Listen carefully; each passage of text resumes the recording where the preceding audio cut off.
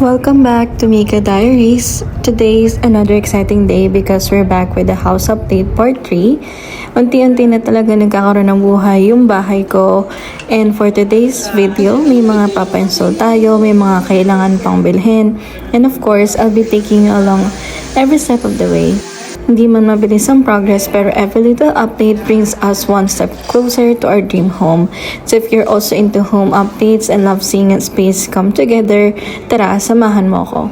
Pagbalik namin, napansin namin na merong mga water markings dun sa main stairs as well as dun sa loob ng CR. So chinek siya ni Daddy and sabi niya possible na galing siya dun sa terrace and hindi maayos yung mga waterproofing and all of that. So since medyo maaga pa naman nito, nahabol ko pa siyang ipacheck sa admin. Though hindi na nila na-check personally, pero isa-schedule nila na gagawin nila nung following weekdays. Pero tumawag na rin kami dun sa kakilala namin na nakausap namin before na gumagawa talaga dito sa subdivision. And pinacheck na rin namin para ano yung pwedeng gawin para hindi na magkaroon ng tulo dun sa CR tsaka dun sa may stairs. And tinapos na rin namin ni Daddy ikabit yung ibang blinds, though hindi pa namin talaga nakakabit lahat kasi nagkaroon ng maling sukat or butas dun sa main, dun sa may bedroom 1. And now, nag-unboxing lang ako nung binili kong aesthetic na balde at saka tabo. So, tinatawanan ako dyan nila mami kasi para daw siyang paso. Kasi may free siya na maliit na paso. Tapos sabi nila yung malaki daw para din daw paso. Pero okay lang kasi aesthetic naman siya. And finally, natapos na din yung lahat ng screen door. So, nahuli yung paglalagay dun sa likod kasi nga kailangan siyang ilagay sa loob and hindi siya nasukatan before. Nakakausap na rin ni Daddy yung possible na gumawa nga doon sa tiles sa terrace and also ipapagawa na rin pala naman yung tiles doon sa pinaka-entrance kasi nga para mas maiwasan yung mga alikabok tsaka para mas maayos siyang tignan before yung house blessing namin. After nung mga nidi-install doon sa bahay and yung pag-checking kung paano yung or how much yung pagpapagawa, pumunta kami ng Wilcon to buy ilaw, yung double lock and also to check furniture na din. Though meron na akong inaay na furniture talaga. Bibiling ko siya online, sa Pampanga siya. Pero para lang may other options, baka possible na may makita kong mas maganda dito. And na-realize ko din talaga na hindi basta-basta yung gastos kapag magpapagawa ka ng bahay. Or kahit nagawa na yung bahay, pero marami ka pang need ilagay doon.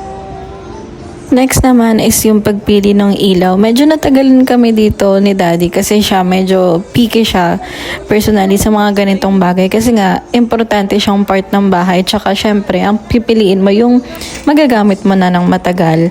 And I'm so thankful talaga na kasama ko dito yung parents ko sa pagbuo nitong bahay ko kasi kung hindi ko sila kasama mahihirapan din ako kasi iba pa rin talaga yung may nag-guide sa'yo kahit na alam mo yon nasa tamang age ka naman na.